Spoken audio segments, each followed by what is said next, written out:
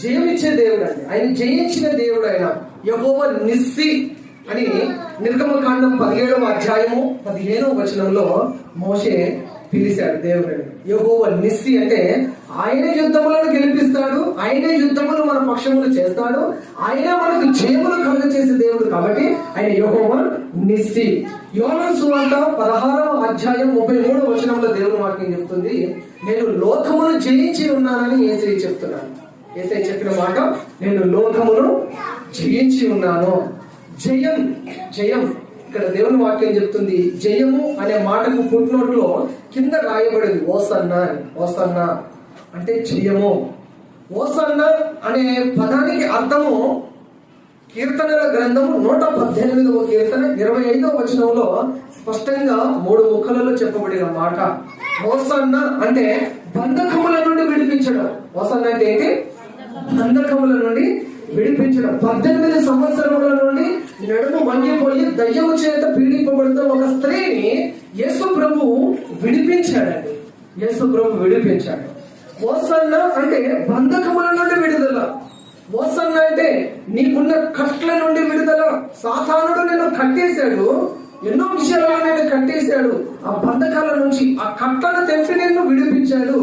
దానికి అర్థము ఓసన్నా. ఓసన్నా అనే పేరుకు అర్థము, ఆ పదానికి అర్థము ఒకటి బంధకాల నుండి విడిపించడము. నెక్స్ట్ 2 నాశనకరమైన భూమి నుండి రక్షించడం. ఓసన్నా అంటే నాశనకరమైన భూమి నుండి రక్షించడం. 3వ అర్థము నన్ను అభివృద్ధి పరచుము అనే అర్థం. నన్ను అభివృద్ధి పరచుము. 3 విషయాలు చెప్తాను. ఒకటి, శ్రమలలో జయం అండి. మనకు ప్రతి క్రైస్తవుడికి శ్రమలో జయం ఉంది. రోమపత్రిక 8వ అధ్యాయము 37వ వచనంలో వీటన్నిటిలో మనకు అత్యధికమైన విజయము ప్రభువైన యేసు ద్వారా కలుగుతుంది. అత్యధికమైన విజయము యేసు ద్వారా కలుగుతుంది. యేసయ్యనే నీకు నాకు మనకు విజయం ఇచ్చే దేవుడైనాడు. జయము శ్రమలలో.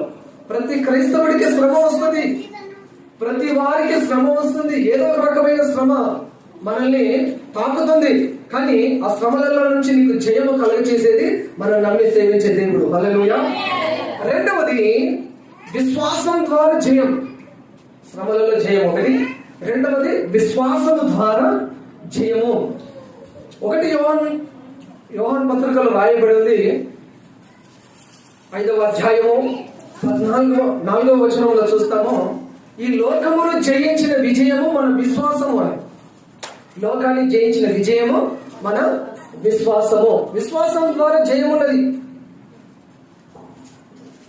విశ్వాసం లేకపోతే అపజయమే.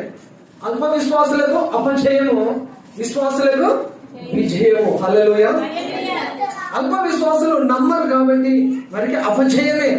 విశ్వాసులు నమ్ముతారు కాబట్టి వారికి అడుగడుగున విజయమే. దేవునికి స్తోత్రం. హల్లెలూయా. ఎబ్రీయులకు రాసిన పత్రిక 11వ అధ్యాయం 33వ వచనంలో విశ్వాసం ద్వారా రాజ్యములను జయించారట. విశ్వాసము ద్వారా అనేకమైన వాటి మీద జయం పొందుకున్నారు ఆనాడు విశ్వాస వీరులు. ఈనాడు కూడా విశ్వాసంలో మనం బలవంతులం ఉంటే అడుగడుగున మనకు విజయమే చేకూరుతుంది. స్తోత్రం. 3వది వాక్యము ద్వారా జయమండి. 1 శ్రమలలో జయము, 2వది విశ్వాసం ద్వారా జయము, 3వది వాక్యం ద్వారా జయం. వాక్యం ద్వారా జయం ఉన్నది మనకు. వాక్యం ద్వారానే మనకు జయం. యేసుక్రీస్తు ప్రభువు దుష్టుని జయించే క్రమంలో వాక్యమును వాడాడు. దేనిని వాడాడండి? వాక్యమును వాడాడు. వాక్యమును వాడి దుష్టుని జయించాడు. వాక్యమును వాడి సాతానుని ఎదిరించాడండి. వాక్యము చేతనే సాతానుని జయించాడు. సాతానుని జయించడానికి మనం వాడవలసిన ఒక ప్రాముఖ్యమైన ఆయుధము వాక్యము. సాతానుని జయించడానికి మనము వాడే ఒక అతి పెద్ద ఆయుధము దేవుని వాక్యము. హల్లెలూయా. హల్లెలూయా. మత్తయి సువార్త 4వ అధ్యాయంలో యేసు ప్రభు 40 రోజులు ఉపవాసంతో ముందు కొనసాగుతూ ఉన్నప్పుడు అక్కడ సాతాను వచ్చి శోధించడం మొదలు పెట్టాడు. సాతాను వచ్చి శోధిస్తూ ఉన్నాడు. యేసు ప్రభు అక్కడ వాడిన అద్భుతమైన ఆయుధము వాక్యం. వాక్యం చేత సమాధానం చెప్పాడు. వాక్యం చేత కొట్టాలి. ఎంత కొట్టాలి? సాధారణ వాక్యంతో కొట్టాలి. మన సొంత మాటలతో కొడితే మరి భయపడడు. సాతానుని భయపెట్టాలి అన్నా, సాతానుని జయించాలన్నా, సాతాను మీద నీకు విజయం రావాలన్నా వాక్యమును వాడు. దేవుని వాక్యము ద్వారా మనకు జయం. దుష్టుని జయించాలంటే దేవుని వాక్యం. దేవుని వాక్యం ద్వారా నీ శరీరాన్ని జయించాలి. శరీరం ద్వారా కలిగే ప్రతి సమస్యను జయించాలి. అపోస్తలుడైన పౌలు అంటున్నాడు, నా శరీరమును నల్లగొట్టుకొని నేను దానిని లోపరుచుకుంటున్నాను. మొదటి కొరింథీ పత్రిక 9వ అధ్యాయం 27వ వచనంలో నా శరీరమును నేను నలగొట్టుకొనుచున్నాను అంటున్నాడు. యేసు ప్రభు నీ కొరకు నా కొరకు నలగొట్టబడ్డాడు. యేసు ప్రభు క్రష్ అయ్యాడు. వాటర్ బాటిల్ తాగిన తర్వాత దీనిని నలిపేసి అవతల పాడేయండి అని చెప్తాను. రీయూజ్ చేయొద్దని చెప్తాను. దీని మీద రాసి ఉంటుంది, after use crush and throw నన్ను వాక్యం దీని మీద రాయబడి ఉంటుంది. నల్లగొట్టబడ్డాడు. యేసు ప్రభు మన కొరకు నల్లగొట్టబడ్డాడు. యేసయ్య మన కొరకు నల్లగొట్టబడ్డాడు. క్రష్ అయ్యాడు. కొట్టబడ్డాడు, నెట్టబడ్డాడు, తిట్టబడ్డాడు, అవమానింపబడ్డాడు. ఆయన మేకులు కొట్టబడి కొరడాదెబ్బలు అనుభవించాడు. ముళ్ళ కిరీటం, పక్కలో బల్లెపోటు, కాళ్ళ చేతులలో మేకులు కొట్టబడి స్వరూపమైన సొగసైనలు లేక యెషయా గ్రంథం 53వ అధ్యాయం 5వ వచనము అతడు మన కొరకు నలుగొట్టబడ్డాడు. యెషయా గ్రంథం 53వ అధ్యాయం 10వ వచనం అతడు నలుగొట్టబడడానికి తండ్రికి ఇష్టమైందట. ఎందుకొరకైనా నలుగొట్టబడ్డాడు తెలుసా?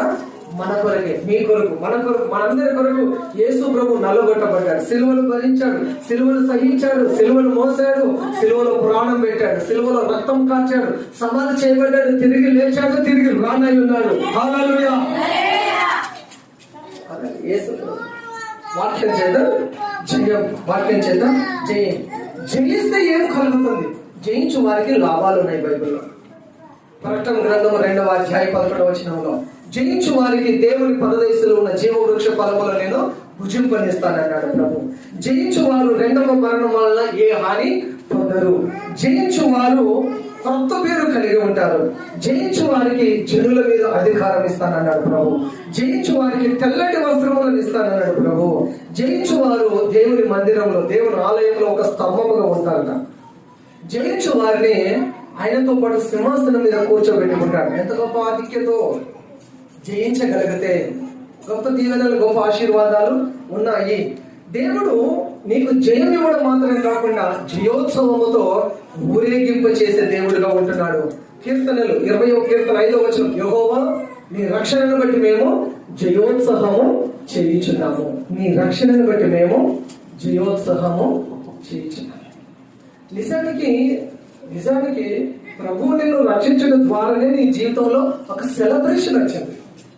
యేసు ప్రభు మనల్ని రక్షించడం ద్వారానే మన జీవితంలో ఒక పండుగ వచ్చింది.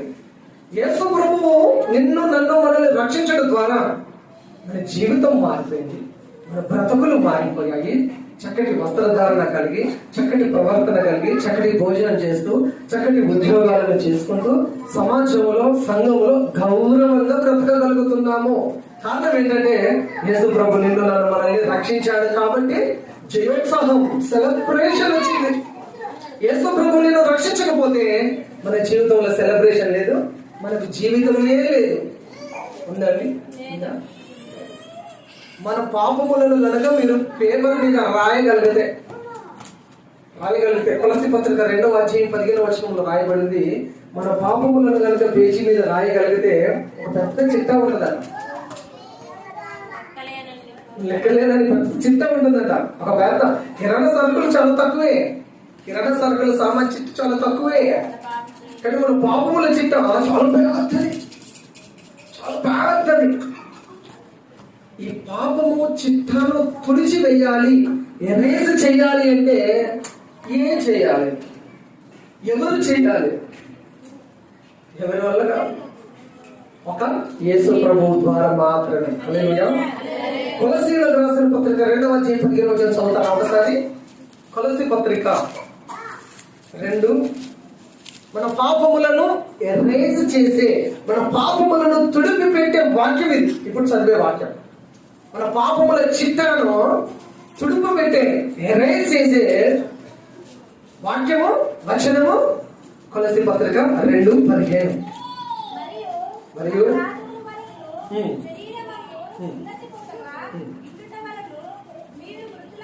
మన మృతులై ఉండగా దేవుడు రాత రూపకమైన ఆజ్ఞల వలన మన మీద రుణముగాను మనకు విరోధముగాను ఉండిన ఆ పాప పత్రమును మేకులతో ఆ పాప పత్రమును సిలువకు కొట్టి ఆ పత్రం మీద ఉన్న దాని అక్షరాలను ఆ పాపముల లిస్టును ఆయన చేతి రాత చేత తుడిచివేసి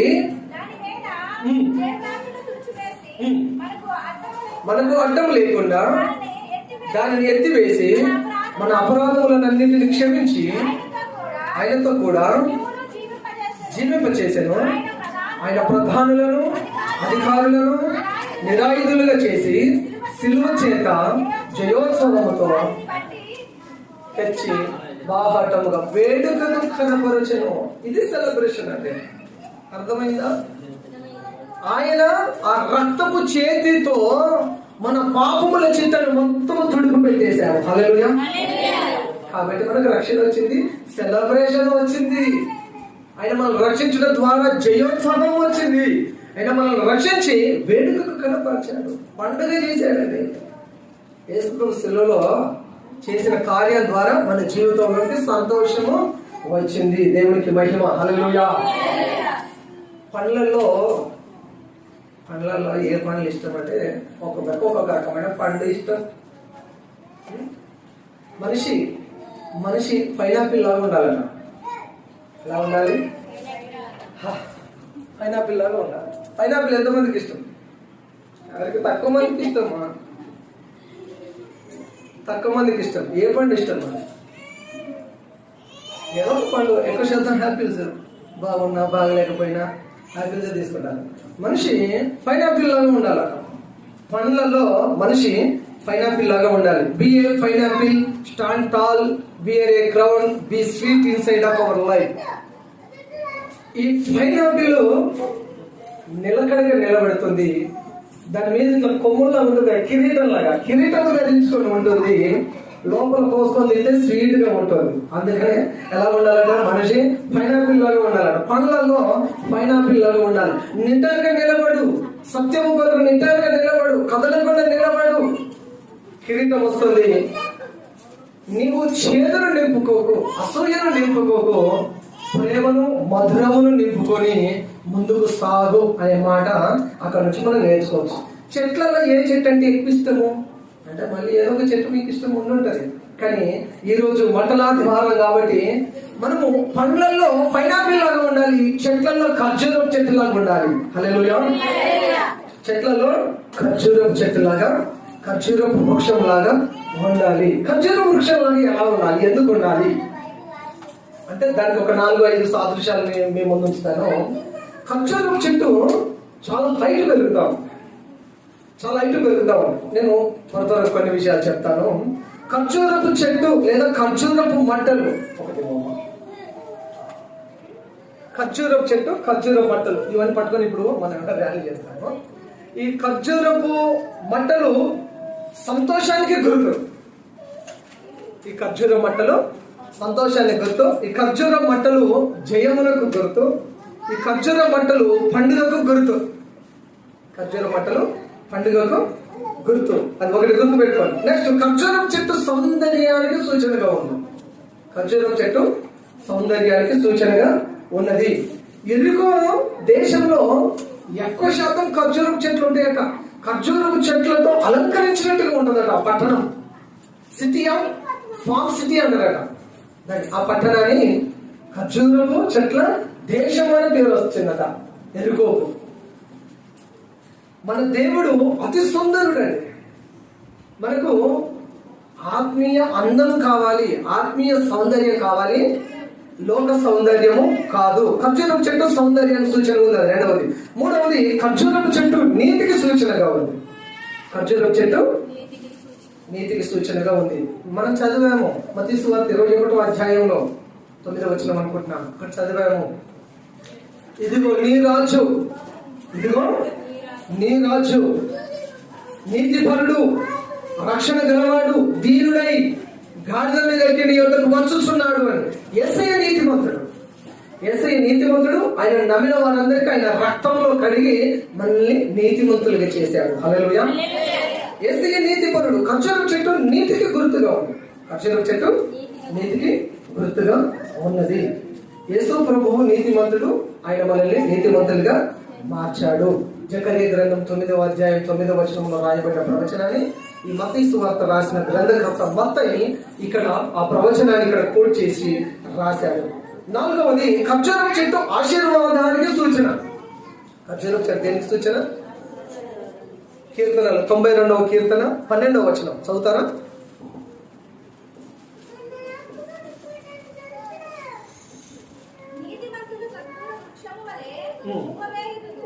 నీతిమంతులు ఖర్జూరపు వృక్షం వల్లే మొవ్వ వేయుదురు.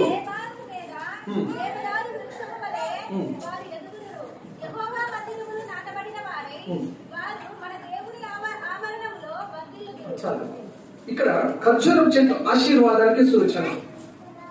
నీతిమంతులు ఖర్జూరం వృక్షం వల్ల మొవ్వు వేస్తారట. నీతిమంతులు ఖర్జూరం వృక్షం వల్ల మొవ్వు వేయుదురు. ఆశీర్వాదానికి గుర్తుగా ఉన్నది ఖర్జూరపు చెట్టు. తర్వాత ఖర్జూరపు చెట్టుకున్న మరొక గుణం చివరిది. ఖర్జూరపు చెట్టులాగా ఉండు అని అంటే 5 కారణాలు చెప్తున్నాను. అందులో చివరిది ఖర్జూరపు చెట్టు దీర్ఘకాలం ఉంటుందంట. ఖర్జూరపు చెట్టు దీర్ఘకాలం ఉంటుంది. అది ఎంత ముసలి చెట్టు, ఎంత ముసలి చెట్టు, అంత హైట్ పోయినా, అంత లావ్ అయినా, అంత ఎత్తుకు ఎదుగుతా ఉంది. అక్కడే 92వ కీర్తన 15వ వచనం చదవమ్మా. వారు ముసలితనమునందు సారము కలిగి పచ్చగా ఉంటారు. ముసలితనమునందు ఇంకా చిగురు పెట్టుచుందురు. ముసలితనమునందు ఇంకా చిగురు పెట్టుచుందురు. సారము కలిగి పచ్చగా ఉందరు. అయ్యో నా జీవితం అయిపోయింది, నా చాప్టర్ క్లోజ్ అయిపోయింది అని ఎవరు కూడా నిరాశ పడడానికి లేదు. దేవుని మీద ఆధారపడిన వారికి నూతన బలాన్ని ఇస్తూనే ఉంటాడు. హల్లెలూయా. సారము కలిగి పచ్చగా చిరకాలము జీవిస్తారు. అటువంటి కృప దేవుడు మనకు దయచేయడానికి ఇష్టపడుతున్నాడు. ముఖ్యమైన 2 విషయాలు చెప్పాను. జయము, జయము, జయం. శ్రమలలో జయం 1, విశ్వాసం ద్వారా జయం 2, వాక్యం ద్వారా జయం 3. జయించే వారికి కొన్ని లాభాలు ఉన్నాయి. నేను చెప్పాను 7 లాభాలు చెప్పాను. తర్వాత ప్రభు మనల్ని రక్షించి మనకు జీవోత్సాహాన్ని ఇచ్చాడు అని చెప్పారు. తర్వాత ఖర్జూరపు చెట్టులాగా ఉండాలి అని చెప్తున్నప్పుడు ఖర్జూరం చెట్టుకున్న 5 ప్రాముఖ్యమైన సుగుణాలను మనం ధ్యానం చేసాము. ఖర్జూరం మంటలు పట్టుకొని ప్రభువును ఆరాధించడము, ప్రభువు పేరిట మనం ఖర్జూరం మంటలు పట్టుకొని ఆయనను స్తుతించడము, అది ఆయనకు స్తుతి తగినది. హల్లెలూయా. అటువంటి కృప దేవుడు మనకు దయచేయను గాక. ఆమేన్. ప్రార్థన చేసుకుందాం. 1 నిమిషం తలలోంచి కళ్ళు మూసుకొని ప్రార్థన చేసుకుందామా? 1 నిమిషం తలలోంచి కళ్ళు మూసుకొని విన్న వాక్యాన్ని బట్టి ప్రార్థన చేద్దాం. వినిన వాక్యమును బట్టి ప్రార్థన చేసుకుందాం. యేసయ్య మీకు స్తోత్రం. నా జీవితంలో జయం లేదు.